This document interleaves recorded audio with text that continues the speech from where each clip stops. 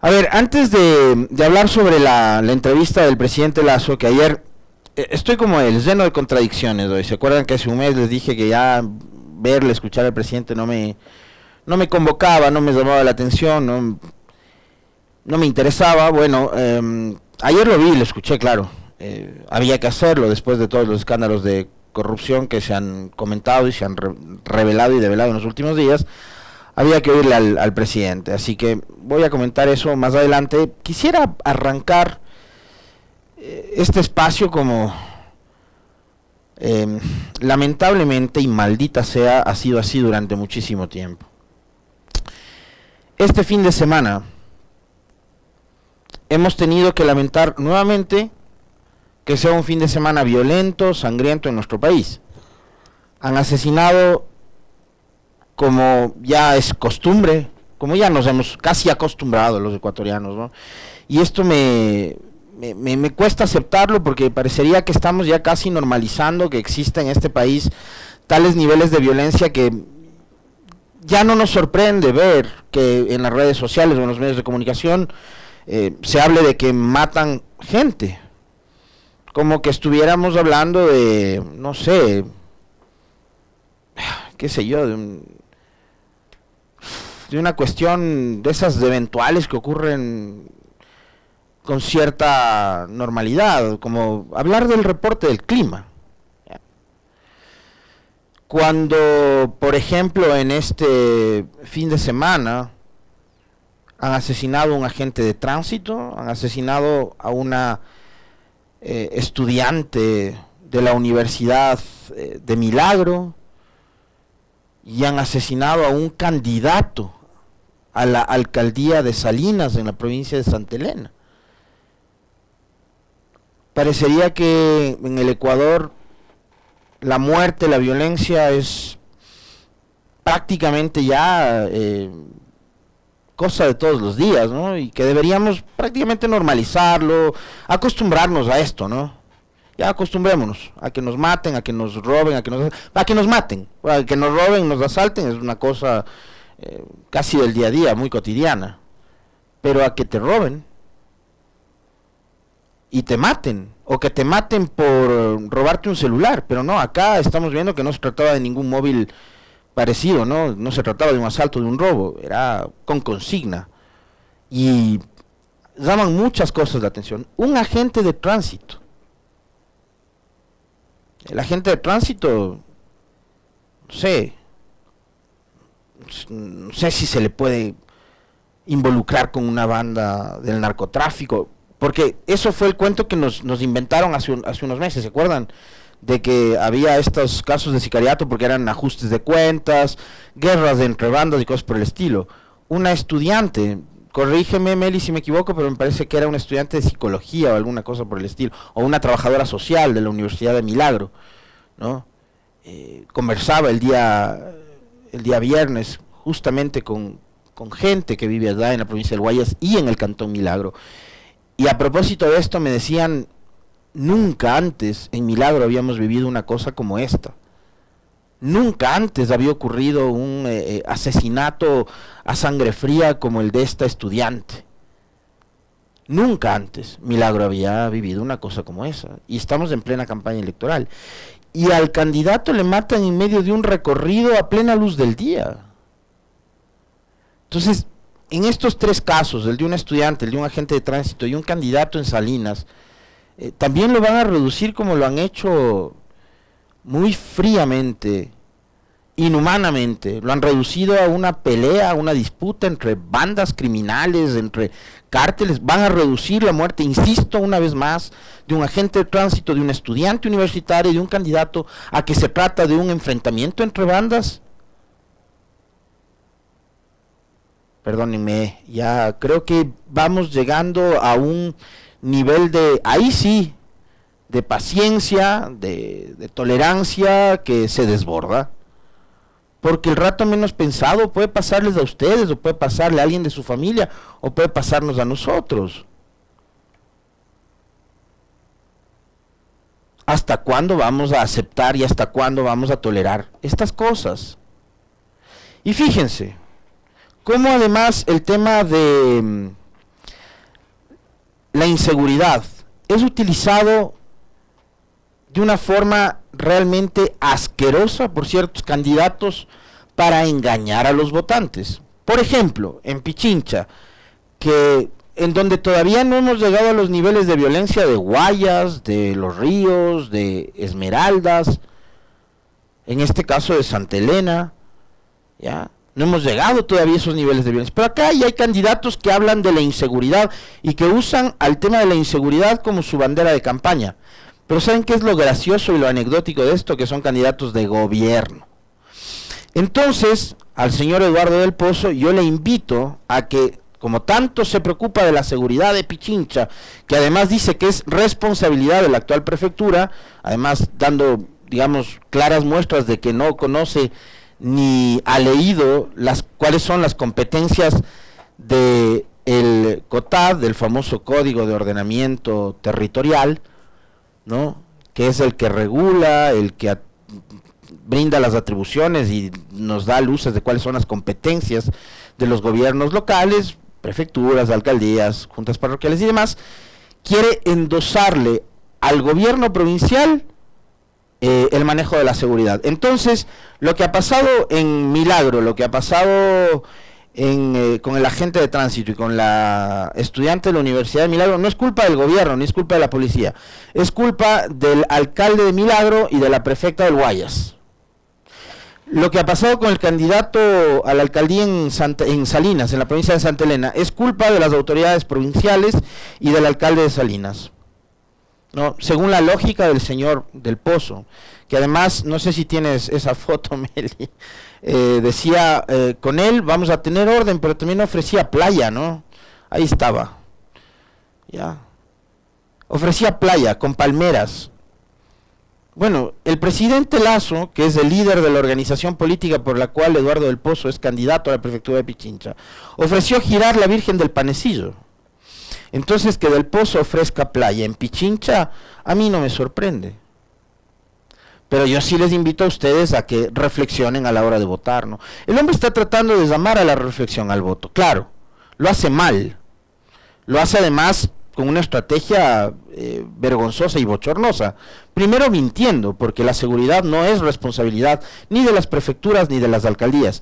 ¿Pueden colaborar? Sí, por supuesto. ¿Pueden coordinar? Claro, desde luego. Pero ni las prefecturas ni las alcaldías tienen a su cargo el manejo ni de la policía ni de las Fuerzas Armadas.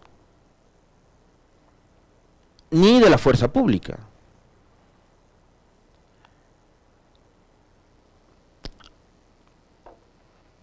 Eso por un lado. Por otro, en torno a esa misma candidatura, no sé si tienes ya la notita que te pasé de un canal de televisión que está haciendo abiertamente campaña, no únicamente en contra de la candidatura de la Revolución Ciudadana, de las candidaturas de la Revolución Ciudadana en Quito y Pichincha, y en todo el país, por supuesto. Están haciendo también lo mismo con Cintia Viteri. No se olviden que el director de noticias de TC Televisión, Rafael Cuesta, hoy gobiernista, antes fue legislador del Partido Social Cristiano, hoy es abiertamente opositor a la señora Cintia Viteri, ¿no?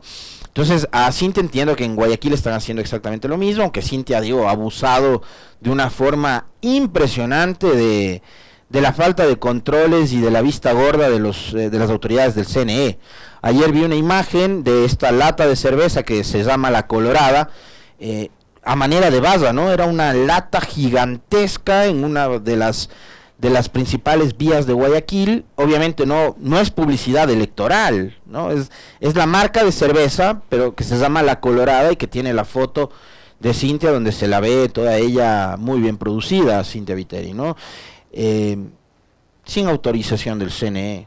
Pero es que además son inteligentísimos estos candidatos para bypassear los controles. Obvio, además tienen, digamos, en el CNE autoridades que el otro día, ustedes recordarán lo que nos dijo acá Enrique Pita, que el tema del control electoral ha sobrepasado toda su capacidad de reacción. Entonces, para unas cosas son súper estrictos, y yo puedo dar fe de eso, que son recontra estrictos los señores del CNE cuando se trata de determinadas candidaturas, pero cuando se trata de vigilar a la gente del PSC, la violencia política, la violencia machista, etcétera, no dicen nada. Pero, y veamos, si es que dicen algo, con respecto de la campaña abierta que están haciendo a favor de unos y en contra de otros, canales incautados, manejados por gente del gobierno, como es el caso de TC Televisión, que se dedica a hacer publirreportajes a favor de la gente del gobierno, como este que van a ver ahorita, y también notas de 4 o 5 minutos en contra de administraciones locales, como por ejemplo la prefectura de Pichincha. Veamos. El Partido Izquierda Democrática ha decidido adherirse a la candidatura de Eduardo del Pozo, candidato a la prefectura de Pichincha, esto con el fin de reforzar su proyecto. Esta es una elección de líderes políticos y yo estoy listo para liderar esta provincia de Pichincha que ha estado abandonada durante mucho tiempo. Ahora solo existen dos opciones: la continuidad de lo que está sucediendo en la prefectura de Pichincha, que se ha convertido en la sede política de una organización que ha resultado nefasta para el Ecuador, o el proyecto que encabezo y que es incluyente con todos los que quieren un verdadero cambio, declaró Del Pozo. Nosotros hemos resuelto apoyarle a Eduardo porque creemos que con su trabajo, con su experiencia, con su capacidad, se hace que recupere los valores de nuestra provincia. Creemos que es ahora la única opción.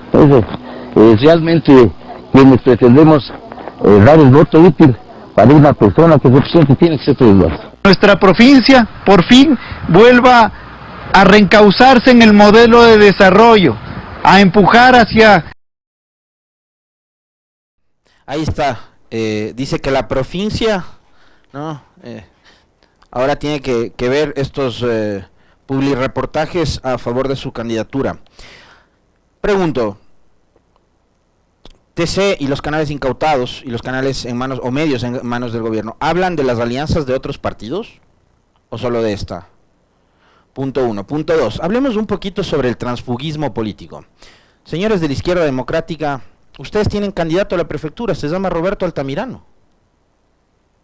¿Para qué pusieron candidato a la prefectura si no lo van a apoyar? Tienen candidato a la alcaldía, Pablo Ponce. ¿Qué van a hacer? ¿Le van a quitar el apoyo a Pablo Ponce y también van a declarar que van a apoyar a Luz Helena Coloma? ¿O a Andrés Páez? ¿O a Pedro Freile?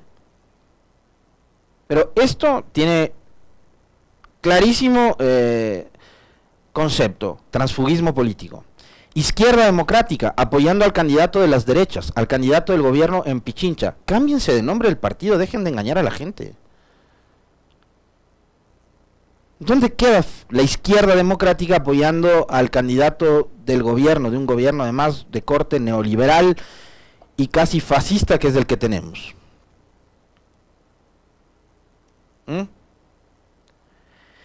Sobre este mismo tema del transfugismo político, y con esto cierro para pasar a lo de ayer. Pedro Freile salió ayer, el candidato a alcalde de Quito, a responderle a un tuitero, porque este tuitero había señalado que el partido que auspicia a Freile, con el cual obviamente en lo ideológico no tiene nada que ver, que es el Partido Socialista, donde también hay transfugismo, porque por ganar algo de votos y mantener el casillero electoral, pusieron a alguien que sí, digamos, tuvo una participación interesante en la presidencial, que se hizo conocido y que ahora, digamos, va como tercero o cuarto en la contienda por la alcaldía de Pichincha y les va a permitir, creo, no sé si por primera vez en la historia, al Partido Socialista tener un concejal por lo menos en Quito. Además, yo les soy sincero, muy sincero, y esto es algo sobre lo cual deberían trabajar las organizaciones políticas. A los candidatos a concejales en Quito no tengo idea quiénes son, salvo excepciones de figuras como las que hemos tenido aquí en los últimos días y con quienes hemos conversado. Uno de ellos, el último, me parece que fue Wilson Merino. Pero de ahí, del resto de partidos, créanme que no tengo idea de quiénes son los candidatos a concejales. Y creo que eso también tiene que ver con la seriedad con la que asumen las organizaciones políticas de estos procesos y sobre todo la administración de una ciudad tan importante como Quito. Pero a lo que iba, Freile le responde a un tuitero que le señalaba que su partido estaba ya haciendo abiertamente campaña por el no, y como el presidente Lasso dice que los que hacen campaña por el no son antipatrias, narcotraficantes, delincuentes, etcétera, etcétera, etcétera, ¿cómo es posible que él también se sume a la campaña por el? ¿Saben qué dijo Freile? Ojo, lo que dice el partido no me representa a mí. Por supuesto, pues si él no es militante del Partido Socialista. Se han usado en esta campaña electoral, como en las anteriores, a los partidos políticos como carros de alquiler, como vehículos de alquiler. Usted alquila un carro para ir de un lado, de un punto a otro punto, deja botando ese carro y usted sigue su camino. Eso es lo que han hecho. Entonces, responsabilidad de ustedes, de nosotros, de los votantes, de quienes tenemos ahora mismo esa justamente enorme responsabilidad de elegir autoridades para conducir los destinos de nada más y nada menos que la capital de la República. Nos quedan 4 minutos, en realidad un poco más porque soy súper abusivo y me llevo el tiempo. Vamos a hablar sobre el presidente Lasso. Nos dicen que ahora el volumen está muy bajo. ¿A quién le creo? ¿Ah? Yo escucho en mi teléfono y está bien el volumen. Sí. Súbale el volumen a su computadora, a su tablet, que ahora también funciona como radar, estimado Mario Pérez. Las tablets son radares ahora, así que a su radar súbale el volumen o a su teléfono. Todo ok con el volumen, gracias José. Por acá Edison Pachajoa nos saluda desde Carchi, gracias por ese saludo desde provincia tan querida y tan linda como es el Carchi. Hablemos sobre las contradicciones del presidente Lasso. Ayer concedí una entrevista al colega y amigo Milton Pérez. Yo en el caso de Milton no me voy a meter a cuestionar ni a criticar las formas en las que condujo la entrevista, porque me parece que se obtuvo la información que se obtuvo. Por ahí hay gente que es crítica con respecto del tema de las no repreguntas, en donde había lugar para aquellas. Creo que ayer, más allá de aquello, la entrevista concedida a Milton era oportuna, por un lado. Se abordaron los temas sobre los cuales queríamos información los ecuatorianos también. Y ya, por lo menos, créanme, dejó de ser Carlos Ver y Rafael Cuesta. Ahora fue Milton Pérez. Creo que por lo menos eso hay que destacar. Que le concedió entrevista a Milton que como les digo, habló y abordó los temas que queríamos escuchar de boca del presidente, su opinión, su criterio, sus reflexiones, ¿no? Ahora, yo hace un mes les decía, ¿por qué no me gusta escucharle ya al presidente? Porque es más de lo mismo y porque el presidente se ha acostumbrado a mentir de manera recurrente. Y porque a mí escuchar a gente que miente no me place, pues no me gusta. Yo de la gente mentirosa, de la gente que tiene doble cara, suelo alejarme. Entonces, peor si se trata del presidente, pues. Peor todavía si se trata del presidente. Y ayer fue un poco más de lo mismo, aunque nos dejó una serie de perlas adicionales, como por ejemplo esta con la cual yo ironizaba, que es el tema de los radares. Le preguntó Milton, ¿qué pasó con el radar de Montecristi? ¿Por qué no lo ponen a funcionar? Y el presidente le dio una respuesta que ojalá en los próximos días, créame, esto hay que abordarlo. No sé si con el doctor Felipe Vega de la Cuadra, no sé si con el con el general Altamirano o con el general Mantilla o con el coronel Marchán, no sé, con alguno de ellos que son especialistas en temas de seguridad, o con el mismo general Víctor Arauz, ya, que sería buenísimo tenerlo en estos días al general Arauz, de paso a la Meli y a la Diana que por favor lo agenden, para saber si es que en realidad las iPads son ahora radares o funcionan como radares. Yo no sabía que por Navidad le di a mi hija de regalo de cumpleaños un radar. Entonces ya le voy a poner a la Emiliana de tarea que por favor se dedique a hacer control aéreo en Guayaquil, ¿no? Para que detecte aviones del narcotráfico con su iPad. Pero eso fue lo que dijo el presidente ayer, ¿no? Que ahora con iPads ya se puede solucionar el tema de la falta de radares. No supo qué responder. Y ahí está el tema de la seguridad. Esa seguridad que algunos politiqueros, demagogos, tratan de chantarle a las prefecturas o a las alcaldías. El presidente dice que con iPads ya vamos a solucionar los problemas de los radares, ¿no? Pero yendo al tema polémico, de paso decir que me sorprende las acrobacias que están haciendo periodistas y medios de comunicación para tratar de, primero, deslegitimar la publicación de la posta. En algo sí coincido, y esto ustedes son testigos porque lo dije desde un principio. Para mí no había un trabajo de investigación. Era la publicación de audios. Ok, pero lo que dicen esos audios es sumamente grave. Entonces, a partir de lo que dicen esos audios, harán el favor de investigar. ¿Ya? Pero yo no me voy a quedar que como son audios, entonces no sirven. ¿Saben por qué? Porque los mismos que hoy cuestionan los dichosos audios son los que empujaron, impulsaron y apoyaron la judicialización de los cuadernos de Pamela. Ese cuaderno redactado en un viaje de Quito, Guayaquil, Guayaquil-Quito, 30 minutos, en donde ponía cifras que se le venían a la cabeza, diciendo que eran los famosos sobornos que recibía Correa o las empresas vinculadas al tema ¿no? Entonces, ahora es que me da mucha gracia, sí, por un lado, pero ver las acrobacias que hacen para defender al gobierno, periodistas que antes escribieron libros sobre supuestos casos de corrupción y que ahora dicen que los audios son audios nomás. No, yo también creo que son audios nomás, lo de la posta, pero a partir de esos audios tienen que investigar. A partir de esos audios, el señor Hernán Luque ahora ya no sabemos dónde está. Y fue el hombre de confianza del presidente Lasso, que dice que además ha sido un torpe, pero no sé quién es más torpe, si Luque o el que lo puso en ese cargo. Lo puso a manejar las empresas públicas, que manejan, valga la redundancia, un patrimonio público de al menos 14.000 millones de dólares.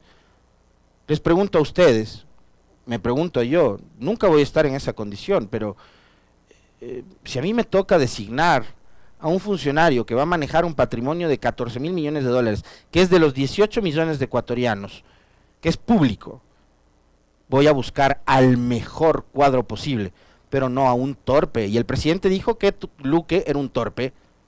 Era un torpe que además fue funcionario de su banco, que fue vicepresidente del Banco de Guayaquil. ¿Cómo le puso a un torpe a manejar su banco, presidente? Y usted termina siendo uno de los banqueros más exitosos de este país, rodeado de torpes. Pero sobre este torpe que manejó las empresas públicas y su salida de EMCO, ¿qué fue lo que dijo el presidente hace un mes con Carlos Vera?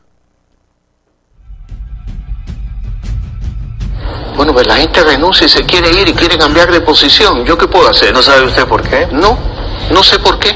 Dígamelo usted. No sentía confianza en él. Y le pedí al secretario de la administración que le pida la renuncia. Y él presentó la renuncia.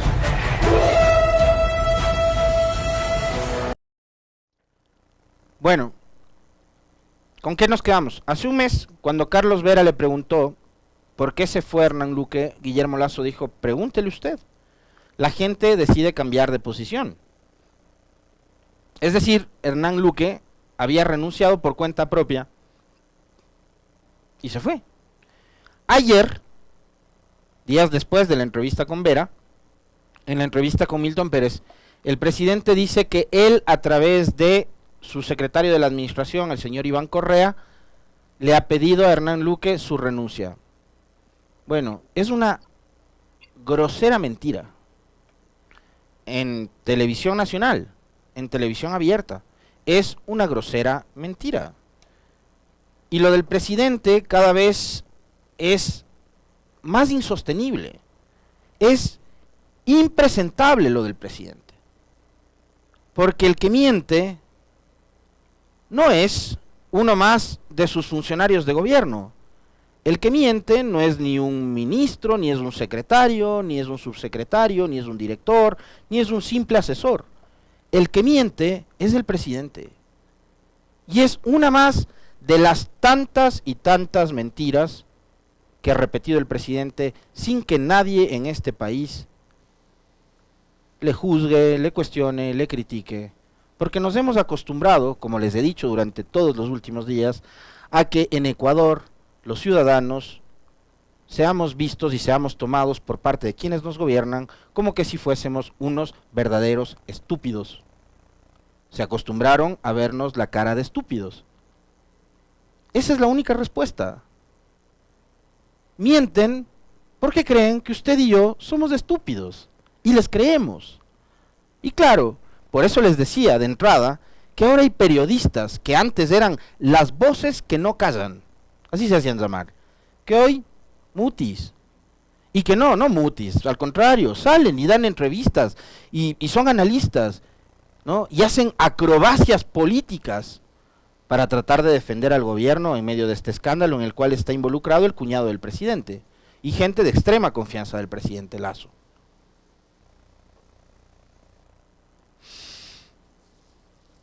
Para finalizar, el presidente ha dicho sobre la conformación de la comisión ocasional en la Asamblea, que es un nuevo intento para desestabilizar al gobierno. Antes, y yo les pongo siempre de ejemplo, la creación de la famosa Comisión Gabela y muchas otras. Antes, para el presidente Lasso, para su bancada de legisladores, era indispensable, primordial, crear comisiones especiales para investigar, antes, cuando no eran gobierno. Ahora, la creación de estas dichosas comisiones le molesta. Entonces, una cosa es con guitarra, otra cosa es con violín. Pero si, como dice el presidente, que su cuñado nada tiene que ver con el escándalo de corrupción en las empresas públicas, si el presidente dice, y como ayer le restó importancia a este escándalo y esta polémica de corrupción en su gobierno, si no tienen nada que temer, presidente, usted debería propiciar, no que se conforme una, que se conformen 100 comisiones anticorrupción para que investiguen. Porque si dice que tiene las manos limpias y que su cuñadito no robó, entonces, ¿a qué le teme? Porque si usted, por ejemplo, me da a mí elegir entre la Fiscalía y una comisión, que además no es una investigación judicial, es una investigación política, que puede llegar a alguna serie de recomendaciones y conclusiones, es otra cosa. Pero si usted me pregunta a mí, presidente, si le creo a la investigación que haga la Fiscalía o a la investigación que haga una comisión multipartidista, yo prefiero que la investiguen los demás partidos y no una fiscal o una fiscalía que ha permitido que gente como Hernán Luque fuguen del país, porque la publicación de la posta fue hace 2 semanas. Y hoy los involucrados en este caso, ni siquiera sabemos dónde están.